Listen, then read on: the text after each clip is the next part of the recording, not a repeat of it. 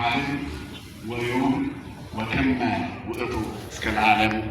ብፁዕ አባታችን አቡነ በርናባስ በኢትዮጵያ ኦርቶዶክስ ተዋሕዶ ቤተክርስቲያን የዋግምራ ሀገረ ስብከት ሊቀ ጳጳስ የቅዱስ ሲኖዶስ አባል፣ ክቡር አባታችን መላከ ምሕረት ቆሞስ አባ ገብረመድኅን ንጉሴ የሀገረ ስብከታችን አዲስ አበባ ዋና ስራ አስኪያጅ፣ ክቡር መላከ ኃይል ቆሞስ አባ ተክለ ብርሃን የዚህ ታላቅ ካቴድራል ዋና አስተዳዳሪ፣ ክቡራን የአዲስ አበባ አድባራት ወገዳማት አስተዳዳሪዎች፣ ለዚህ ክብረ በዓል እዚህ የተገኛችሁ ክቡር መጋቤ ሥርዓት መምህር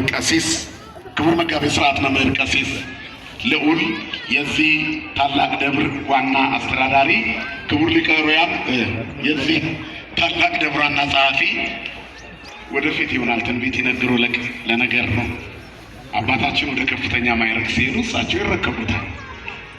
ክቡር መምህራችን ሊቀ ኅሩያን መምህር ጥላሁን ታደሰ የዚህ ታላቅ ካቴድራል የስብከተ ወንጌል ዋና ኃላፊ፣ ከየአድባራቱ የመጣችሁ የትርጓሜ መጻሕፍት መምህራን ሊቃውንተ ቤተክርስቲያን፣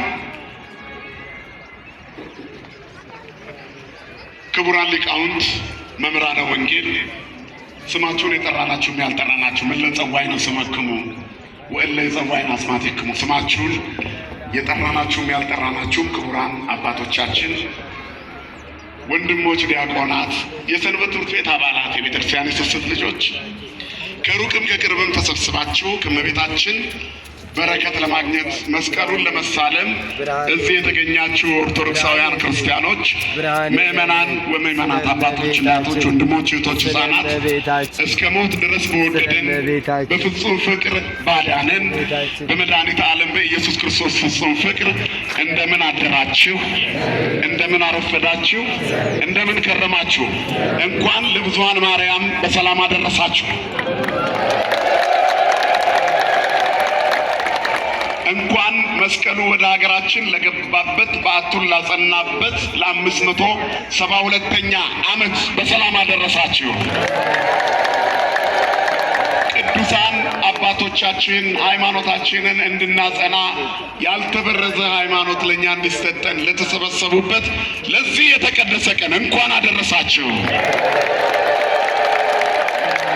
እጅግ የምንወዳቸው አባታችን ብፁዕ አቡነ በርናባስ ቡራኪያቸውን ትምህርታቸውን ስለምንናፍቅ እንደዚሁም ጣፋጭ አንደበት ከትሕትና ጋር ያላቸው የሀገረ ስብከታችን ስራ አስኪያጅ ቆሞስ አባ ገብረመድኅን የእነዚህን ታላላቅ አባቶች ትምህርት ስለምንናፍቅ የብፁዕ አባታችንንም ቡራኬ ስለምንናፍቅ ረጅም ሰዓት አንቆይም፣ ጥቂት ደቂቃ ለመታዘዝ ነው። ተዘከሩ መኳንንቲክሙ ዘነገሩክሙ ቃለ እግዚአብሔር፣ የእግዚአብሔርን ቃል የተናገሯችሁን ዋኖቻችሁን አስቧቸው። ወእንዘ ትሬእዩ ሰናየ ግዕዞሙ ወሞጻይቶሙ ተመሰሉ በሃይማኖቶሙ።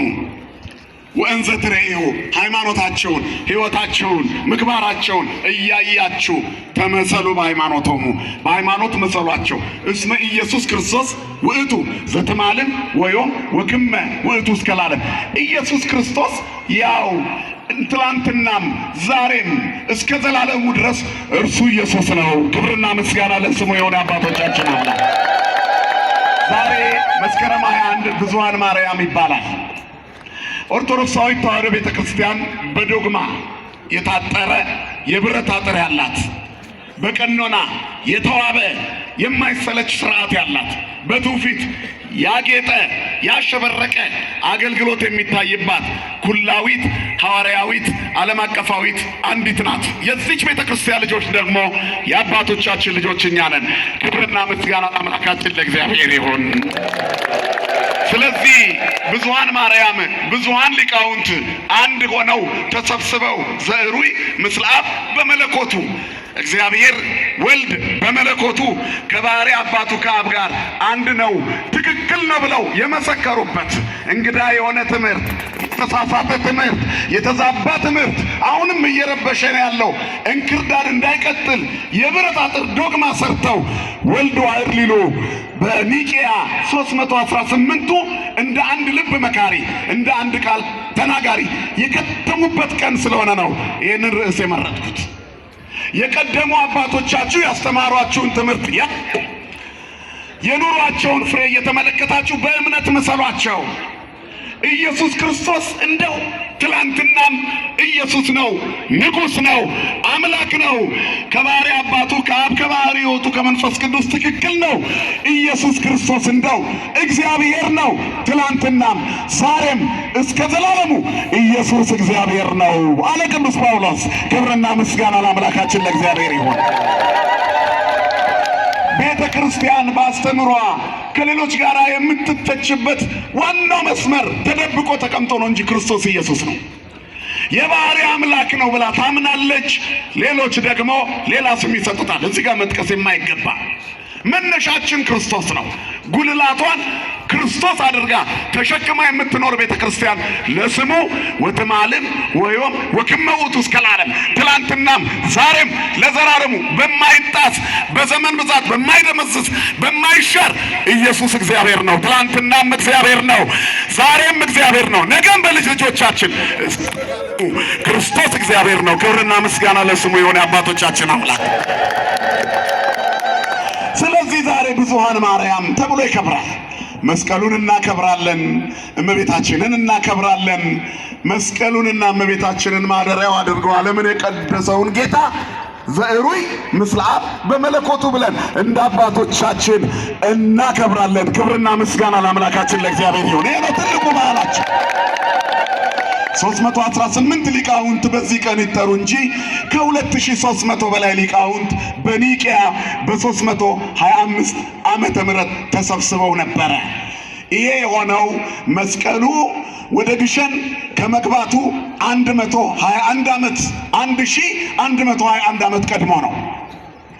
የታሪክ ዳሰሳ ስናደርግ አባቶቻችን ወደዚያ ከመግባታቸው በፊት ወደ ስብሰባው ይዘው የገቡት እመቤታችንን ነው።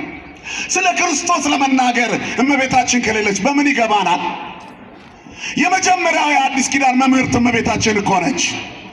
ክርስቶስ ሁሉን አድራጊ መሆኑን እሱን የሚሰሙ ታሪካቸው እንደሚቀየር የተናገረች እርሷ ናት። የመጀመሪያዋ በአዲስ ኪዳን አማኝ እመቤታችን ናት። የመጀመሪያው ሰባኪ የክርስቶስን ሥጋዌ የገለጠው ቅዱስ ገብርኤል ነው። ሰበከ ለነ ልደተ እግዚእ ወአብሰርካ ለማርያም ድንግል ወትቤላ ተፈሥሒ ኦ ምልዕተ ጸጋ እግዚአብሔር ምስሌኪ፣ እግዚአብሔር ከአንቺ ጋራ ነው፣ ጸጋ የሞላብሽ ሆይ ደስ ይበልሽ ብለህ ቅዱስ ገብርኤል ሆይ የጌታን ልደት ሰበክልን ይላል አባ ኤፍሬም ሶርያዊ። ክብርና ምስጋና ለአምላካችን ይሁን። የመጀመሪያው ሰባኪ ቅዱስ ገብርኤል ነው። ቅዱስ ገብርኤል የነገራትን ይኩነኒ ብላ ያመነችው የመጀመሪያው አማኝ እርሷ ናት። አባቶቻችሁን ጠይቁ የቀደሙትን ተከተሉ የሚለው ቃል ሲጀመር ከእመቤታችን ይጀምራል። በሐዲስ ኪዳን ታሪክ ውስጥ መጀመሪያ የነገረችን ክርስቶስ የጌቶች ጌታ መሆኑን እርሷ ናት። በሦስተኛው ቀን በቃና ዘገሊላ ሰርግ ነበር ብሎ የሚናገረው ቃል በምድረ በዳ ተፈትኖ በዮርዳኖስ ተጠምቆ ከወጣ በኋላ ከዮርዳኖስ መልስ 40 ቀን ተፈትኖ ዲያብሎስን ድል አድርጎ ከምድረ በዳ መልስ በሦስተኛው ቀን በቃና ዘገሊላ ተጠራ። በዚያች በገሊላ ባደገበት አውራጃ ሰርግ ነበረ። እናቱ ስትጠራ እሱም ተጠራ። እዚያው ነው ድንግል ማርያም ስራዋን ጀመረች፣ እሱም ስራውን ጀመረ። እናትና ልጅ አንድ ቀን ስራቸውን ጀመሩ። ክብርና ምስጋና ለአምላካችን ለእግዚአብሔር ይሁን። መጽሐፍ ቅዱስ የሚነግረን ይህንን ነው። የወይን ጠጅ አለቀ ይላል ሰርጉ ላይ። በሰው ጥንስስ የማይሰራ እግዚአብሔር ጋኖቹን ጠርጎ ውሃ ሊሞላ አዲስ ወይን ሊሰጠን ሕይወታችንም ሊታደስ የአዲስ ኪዳን ምልክት ነጸብራቅ ሊጀምር ድንግል መናገር ነበረባት።